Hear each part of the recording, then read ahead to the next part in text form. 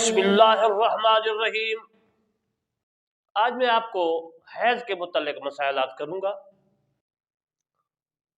یسألونک عن المحیض قل هو اذى فاعتزلوا النساء في المحیض ولا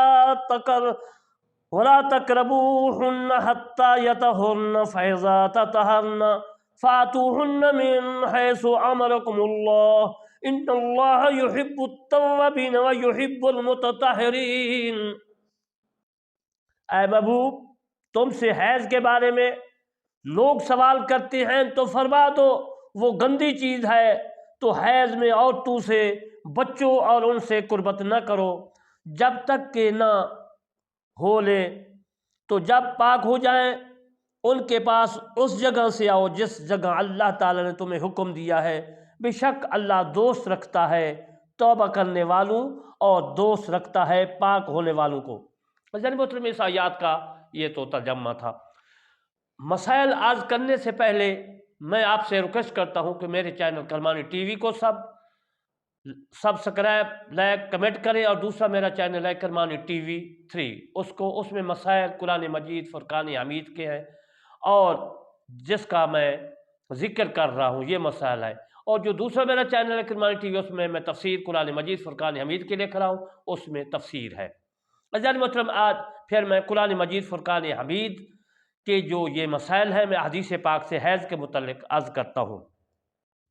صحیح مسلم میں حضرت انس بن مالک رضی اللہ تعالیٰ عنہ سے مروی ہے کہ یہودیوں میں جب کسی عورت کو حیض آتا تو اسے نہ اپنے ساتھ کھلاتے نہ اپنے ساتھ گھروں میں رکھتے۔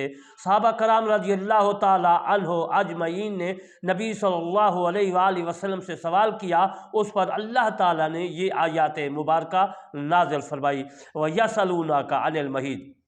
تو رسول اللہ صلی اللہ علیہ وآلہ وسلم نے ارشاد مبارک فرمایا، جماع کے سوا ہر شے کرو۔ اس کی خبر یہود کو پہنچی تو کہنے لگے کہ یہ نبی صلی اللہ علیہ وآلہ وسلم ہماری ہر بات کا خلاف کرنا چاہتے ہیں۔ اس پر اسید بن حضیر اور عبادہ بن بشیر رضی اللہ تعالیٰ عنہ نے آ کر عرض کی کہ یہود ایسا ایسا کہتے ہیں، تو کیا ہم ان سے جماع نہ کریں کہ پوری مخالفت ہو جائے۔ رسول اللہ صلی اللہ علیہ وآلہ وسلم کا روئے مبارک متغیر ہو گیا، یہاں تک کہ ہم کو گمان ہوا کہ ان دونوں پر غضب فرمایا۔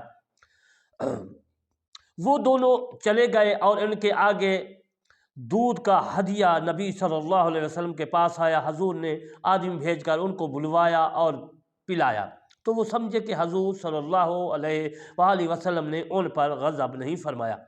صحیح بخاری شریف میں حدیث ہے، ام المومنین صدیقہ رضی اللہ تعالیٰ عنہ فرماتی ہے کہ ہم حج کے لیے نکلے، جب صرف ایک جگہ کا نام ہے جو مکہ کے قریب ہے، تو صرف میں پہنچے، مجھے حیض آیا تو میں رو رہی تھی کہ رسول اللہ صلی اللہ علیہ وآلہ وسلم میرے پاس تشریف فرمائے ہوئے، تجھے کیا ہوا، کیا تو حیض ہوئی؟ عرض کی ہاں۔ فرمایا یہ ایک ایسی چیز ہے جس کو اللہ تعالیٰ نے بنات آدم پر لکھ دیا ہے، تو سوا خانہ کعبہ کے طواف کے سب کچھ ادا کر جیسے حج کرنے والا ادا کرتا ہے۔ اور فرماتی ہے کہ حضور صلی اللہ علیہ وآلہ وسلم نے اپنی ازواج مطہرات کے طرف سے ایک گائے قربانی کی ذبح کی۔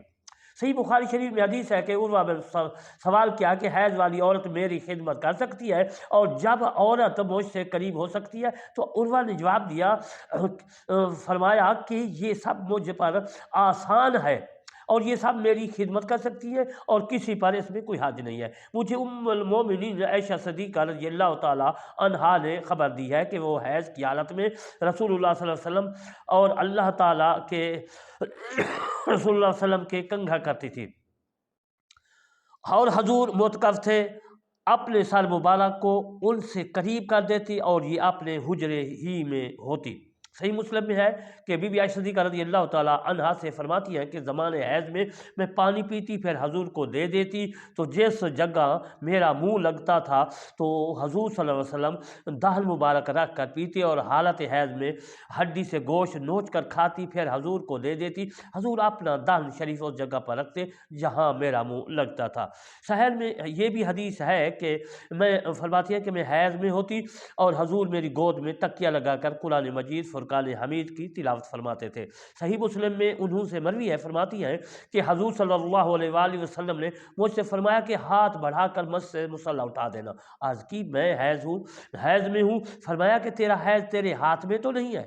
صحیح میں ام المومنین میمونہ رضی اللہ تعالی عنہ سے مروی ہے، فرماتی ہیں کہ رسول اللہ صلی اللہ علیہ وآلہ وسلم ایک چادر میں نماز پڑھتے تھے جس کا کچھ حصہ مجھ پر تھا اور کچھ حصہ حضور صلی اللہ علیہ وسلم پر، اور میں حیض میں تھی۔ ترمذی میں بھی حدیث موجود ہے، ابن ماجہ میں بھی ہے۔ حضرت ابو ہریرہ رضی اللہ تعالیٰ عنہ سے مروی ہے کہ رسول اللہ صلی اللہ علیہ وآلہ وسلم نے فرمایا کہ جو شخص حیض والی سے یا عورت کے پیچھے یہ مکان میں جمع کرے یا کاہن کے پاس جائے جو جادوگر ہوتے ہیں تو اس نے کفران کیا ان چیز کا جو محمد صلی اللہ علیہ وآلہ وسلم پر اتاری گئی ہے، یعنی قرآن مجید۔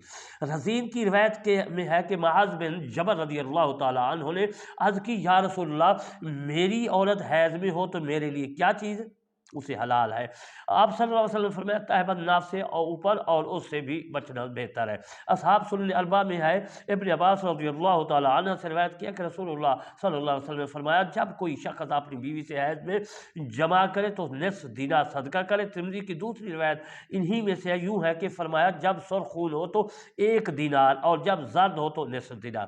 اجل مطلب اب میں آپ کو حیض کی حکمت عرض کرتا ہوں کہ عورتوں کے حیض آتا ہے تو اس کے حکمت کیا ہے۔ اس میں عورت بالغہ کے بدن میں فطرتاً ضرورت سے کچھ زیادہ خون پیدا ہو جاتا ہے کہ حمل کی حالت میں خون بچے کی غذا میں کام آئے اور بچے کے دودھ پینے کے زمانہ میں وہی خون دودھ ہو جائے، اور ایسا نہ ہو تو حمل اور دودھ پلانے کے زمانے میں اس کی جان پر بن جائے۔ یہی وجہ ہے کہ حمل اور ابتدائے شیر خار کی میں خون نہیں آتا، اور جس زمانہ میں نہ ہو حمل ہو نہ دودھ جو ہے پلاتا وہ خون اگر بدن سے نہ نکلے تو قسم کی بیماریاں ہو جاتی ہیں۔ اچھا محترم، میں آج آپ کو حیض کے متعلق حدیث پاک سے روشناس کرایا۔ وما علینا الا البلاغ المبین۔